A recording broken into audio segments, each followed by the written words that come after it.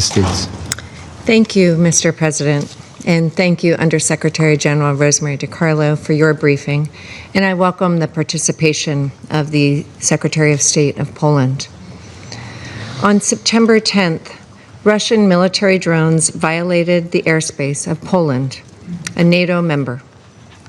The United States stands by our NATO allies in the face of these alarming airspace violations. The United States is consulting with Poland and our other NATO allies under Article 4 of the North Atlantic Treaty. And rest assured, we will defend every inch of NATO territory. This incident does not help the extraordinary efforts that the United States has undertaken in recent weeks to broker an end to the war. Since the Alaska summit between President Trump and President Putin on August 15th, Russia has intensified its bombing campaign against Ukraine, resulting in loss of life and damage to civilian infrastructure.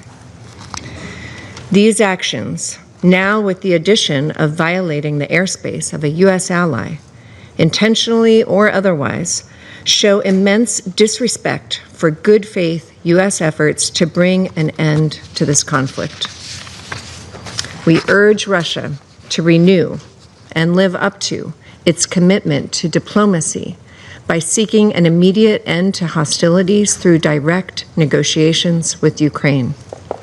Colleagues, the Russia-Ukraine war needs to end. We cannot risk it escalating into a broader conflict. Russia must demonstrate its seriousness by taking immediate, concrete steps toward peace. I thank you. I thank the representative of the United States for the statement. I now give the floor to the representative of Somalia. Thank you, Mr. President. I also thank USG DiCarlo for her comprehensive briefing on developments unfolding in the Eastern European region. The situation continues to be a great concern and carries serious implications for regional stability and international norms. The significant divergence in narratives underscores the urgency of the situation and the critical need for diplomacy and dialogue. The protection of civilian life and critical infrastructure must remain a paramount concern. Such incidents highlight the fragility and volatility in the region. They remind us of the fundamental principle enshrined in the international law and the United Nations Charter. We firmly maintain that there is no military solution to the ongoing war in the region. Continued escalations only serve to heighten tensions and undermine the prospects for durable peace. We believe that lasting solutions are found at the negotiating table, not through acts that can be interpreted as hostile.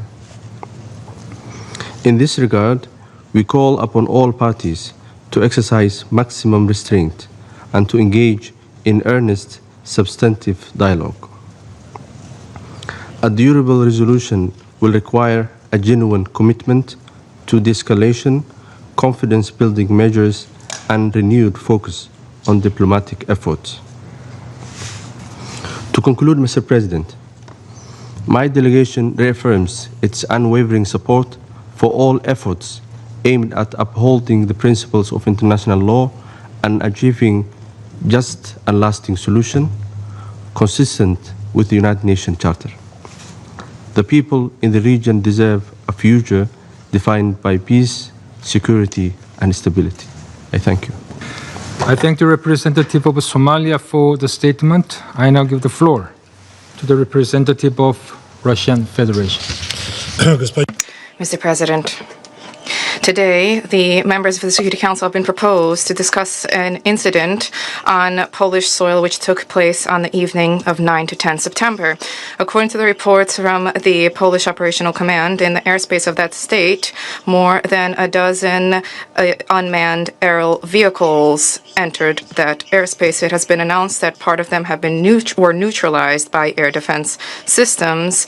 A home in Lublinsk region was damaged, and there were no casualties. Warsaw recognized that the drones could have flown in from the territory of Ukraine. At the same time, Poland they hastily pinned blame on Russia without presenting any evidence whatsoever. We think it is important to analyze the real magnitude of the consequences of the incident and to compare this with the political clickbait which is being advanced by Polish and other European politicians, as well as to pose additional questions about the versions that have been circulating about what transpired. On the 10th of September, Warsaw published data about fragments of drones that fell, and specifically a photograph was demonstrated of a roof of a home that had been damaged. However, any military expert will confirm that if this indeed was an explosion of a drone warhead weighing tens of kilograms, the consequences would have been different. Here, what took place was a localized damage, more likely a consequence of falling wreckage. Furthermore, later, the Polish authorities were indeed compelled to acknowledge that they did not find drone warheads on their territory. Equally telling is another incident with a device that was found in an agricultural field. Apparently, it simply veered off course and fell, and this indeed could have been the consequence of a technical malfunction or the result of the use of Ukrainian radio-electronic warfare means. Now, turning to actions by the Russian Federation. On the 10th of September, that evening, the Russian armed forces carried out long-range, land-based, sea-based, and air-based high-precision weapon strikes, as well as drone strikes targeting military-industrial facilities on the territory of Ukraine, where there was manufacturing and maintenance facilities for armored and aviation equipment of the UAF, as well as engines and electronic parts for this. There were no targets marked on Polish territory. The maximum range of the drones used in this strike did not exceed 700 kilometers, which makes it physically impossible for them to have reached Polish territory. Despite the obvious baselessness of the allegations levied against us, in order to provide for comprehensive and objective elucidation of what took place, the Ministry of Defense of the Russian Federation expressed a willingness to engage in professional dialogue and consultations with the Ministry of Defense of Poland. The Russian Foreign Ministry, in turn, also stands ready to engage in this work if the Polish side indeed is interested in reducing tensions rather than fomenting tensions. We call upon Polish colleagues to take advantage of these proposals rather than engaging in megaphone diplomacy at multilateral platforms. We have already repeatedly stated that we are not interested in escalating tensions with Warsaw, and we repeat that today. What warrants separate mention is a constructive and responsible approach of the Belarusian side in the context of what transpired. The relevant organs of the Republic of Belarus, through the relevant mechanisms, promptly informed Polish colleagues about existing risks, having demonstrated a responsible approach and a willingness to engage in cooperation. This is a policy which is based on exchange of objective information, coordination of action, and it should serve as an example for a good faith conduct amid such incidents. Mr. President, unfortunately, the reaction to the incident in Polish and European political establishment and media outlets gives rise, under these circumstances, to significant questions. The head of EU diplomacy, Kaja Kallas, without having awaited official conclusions, rushed to make loud statements about the alleged deliberate violation of Polish airspace, advancing her favorite talking point about investments in European defense, that is, continuation of the militarization thereof. of hysterical outbursts about the alleged aggression from the Russian Federation is also heard from other European capitals. This is all very similar to the information campaign, the goal of which is to maintain the level of external mobilization around Ukraine and to continue to egg on allies to continue to provide new and new weapons. In this vein, we would be well advised to recall the incident which occurred in Przewód in November 2022, when, as a result of the fall of a missile, 2 Polish citizens died. At that point, tensions were also being ignited. However, 1 year later, the General Prosecutor and Minister of Justice Zbigniew Zerbo recognized that both the launch location and the ownership of the missile were Ukrainian. And the former president of Poland, Andrzej Duda, in an interview with the journalist Bogdan Romanowski, recently explicitly recognized that at that point the Kiev regime was attempting to pressure Warsaw to levy accusations against Russia. According to him, this was a deliberate attempt to draw Poland and consequently NATO into an armed conflict. This candid comment from the Polish politician is an important recognition, which is not being quoted by European newspapers nor discussed it in national parliaments, but we think it is important today to remind you of this. We are talking about a desire of Kiev to at all costs engage in the confrontation with Russia. More and more states. It is no secret that Ukraine has long been consistently attempting to expand the geography of the conflict with no regard for the consequences of such an escalation. The Polish authorities, for all of these years, in an anti-Russian frenzy, were willing to support any, regardless of how criminal, regardless of how reckless, any actions of the Kiev regime, and were eagerly indulging it, hoping to harm the Russian Federation using its hands. Unfortunately, the Polish authorities are not drawing any conclusions, and they're continuing to engage in a policy of escalation in Europe. For example, at the pretext of conducting a joint Russian-Belarusian exercises, the West Zapad 2025, the Polish authorities already announced the closure of the border with Belarus, and they announced their intention to deploy to that area up to 40,000 military personnel. Let us recall that our above-mentioned strategic exercises are defensive in nature. They do not pose any threat for any neighboring country. And the representatives of OSCE countries, including Poland, have been invited to observe them. However, the decision was taken, the border is closed, and the victims of this decision are ordinary citizens whose freedom of movement has been denied. In any conflict, when we are talking about provocations, the key question remains unchanged. Who does this benefit? The response here is obvious. All of this artificially blown up hysteria is beneficial exclusively to the head of the Kiev regime and the European Party of War, who are desperately trying to derail prospects for Ukrainian resolution, which began to take shape as a result of the Russian-US contacts in August. It is evident that Zelensky is now the main opponent to a political resolution of the Ukrainian crisis, which will uncover his illegitimacy.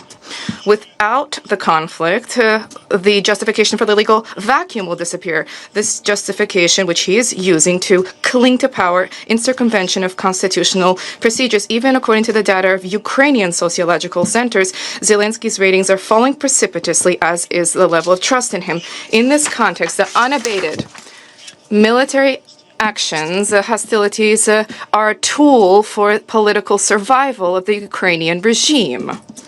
Against the backdrop of this, what is becoming clear is the level of despair prompting the Kiev authorities to throw remnants of the people forcibly mobilized into battle, or more accurately, to slaughter, despite the colossal losses and skyrocketing desertion rates. Official data for 2025 shows that more than 140,000 criminal cases have been initiated for soldiers who abandoned their units.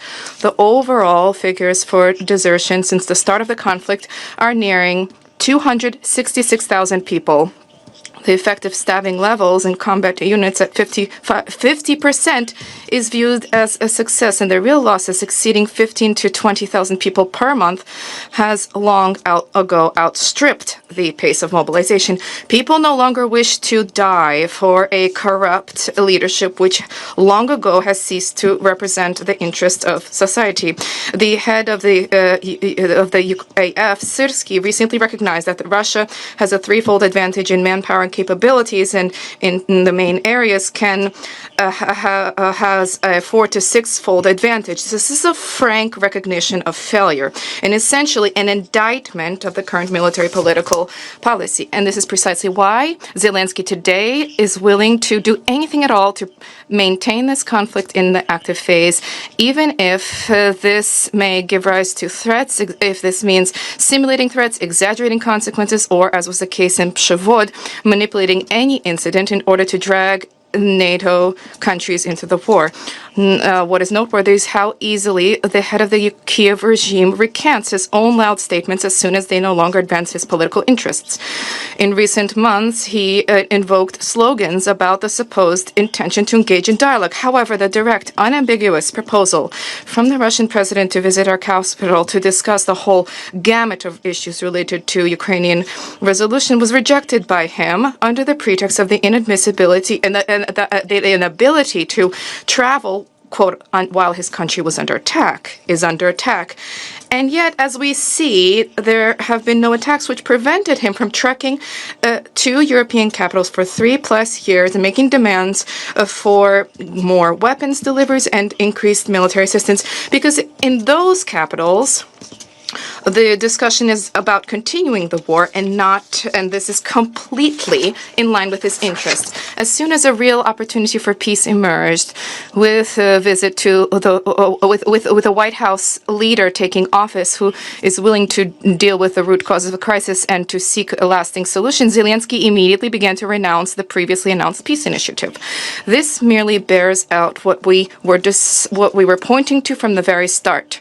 The Kiev regime never had any intention to embrace peace, and everything that the regime is doing is to prolong the conflict, to cling to power, and to continue to take advantage of his Western sponsors. Weapons deliveries, sanctions misadventures, and Brussels propagandistic hysteria do not bring peace any closer, but rather entrenches the illusion in Kiev that they will manage to change the reality. However, it is not possible to change the reality. Every new month of hostilities merely brings the regime closer to collapse and raises the cost of resolution. The Russian Federation remains wedded to a responsible approach. We are open to constructive cooperation with everybody who genuinely is focused on de-escalation and establishment of peace in Europe, not pursuing the conflict for the sake of parochial political advantages. Thank you. I thank the representative of Russian Federation for the statement. I now give the floor to the representative of Pakistan. Thank you, Mr. President. I thank USG Rosemary DiCarlo for her briefing and take note of her remarks. We welcome the presence of Poland's Secretary of State in this meeting.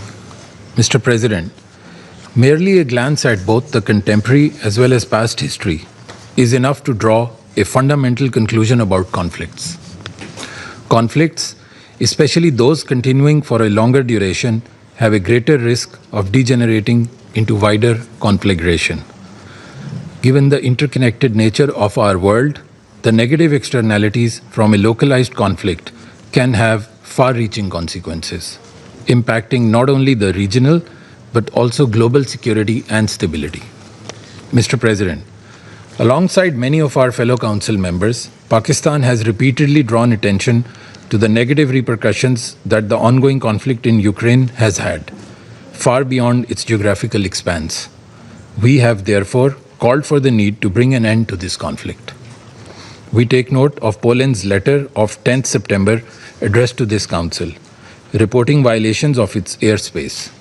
Pakistan is an ardent proponent and adherent of the UN Charter and the principles contained therein.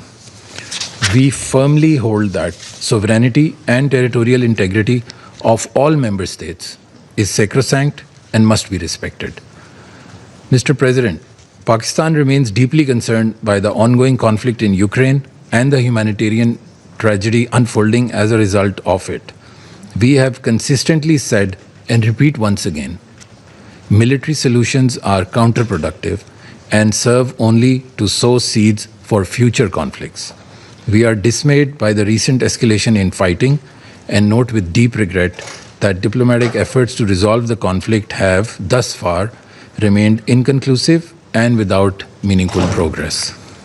Mr. President, Pakistan's position from the very outset has been clear and consistent. We have always called upon the parties to demonstrate restraint, scrupulously adhere to the international humanitarian law, make meaningful strides towards de-escalation, and give primacy to dialogue and diplomacy. We firmly believe that only a sincere and meaningful dialogue which addresses security concerns of all sides is anchored in the principles of UN Charter and international law and respects the relevant multilateral agreements can help secure peace, which is both just and enduring. Pakistan stands ready to support all regional and international efforts that pave the way for a peaceful resolution of this conflict. I thank you. I thank the representative of Pakistan for the statement. I now give the floor to the representative of Sierra Leone. Thank you, Mr. President. I also thank USG DiCarlo for her briefing.